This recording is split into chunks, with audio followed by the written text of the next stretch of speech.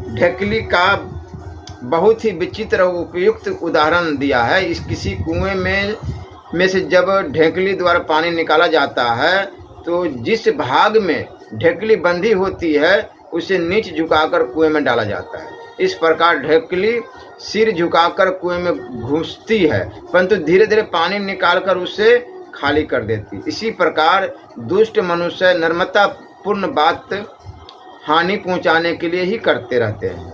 सज्जन पुरुष जो निर्णय लेते हैं उसके विरुद्ध कार्य करना उचित नहीं, अर्थात सत्पुरुषों के निर्णय के विरुद्ध चलना मनुष्य का कर्तव्य नहीं। मनुष्य अपने विवेक से अपने कर्तव्य का निश्चय करता है।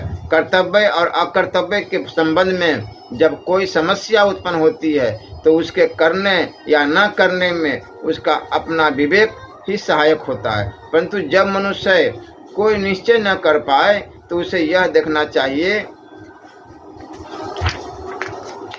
सज्जन पुरुष अथवा विद्वान पुरुषों ने ऐसी स्थिति में क्या निर्णय लिए, तो उस निर्णय के अनुसार काम करना चाहिए।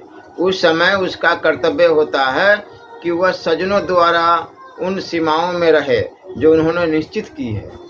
उनके द्वारा निर्धारित सीमाओं से बाहर जाना और उनका उल्लंघन करना उचित नहीं। गुणवान मनुष्य का आश्रय लेने से अथवा उसके पास रहने से गुणहीन व्यक्ति भी गुणी हो जाता है। प्रत्येक व्यक्ति को इस संसार में सभी बातों का ज्ञान नहीं होता।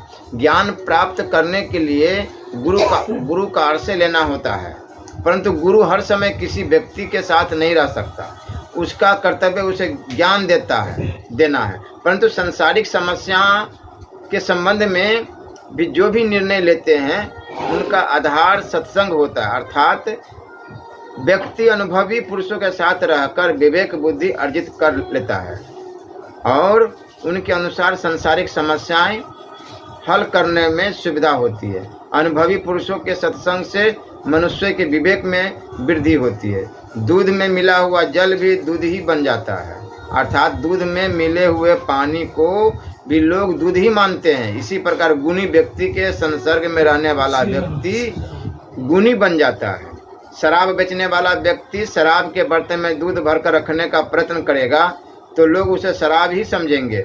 इसी प्रकार जो व्यक्ति दुष्ट और निर्गुणी व्यक्तियों का संग करता है उसे दुर्गुणी माना जाता है। जो व्यक्ति सज्जनों का सत्संग करता है वो गुणहीन होने पर भी गुणी मान लिया जाता है। जिस प्रकार बिना गंध वाली मिट्टी में फूलों के संसर्ग से उसमें गंध आ जाती है, इसी प्रकार स्वभाव से जो व्यक्ति गुण ग्रहण करने की इच्छा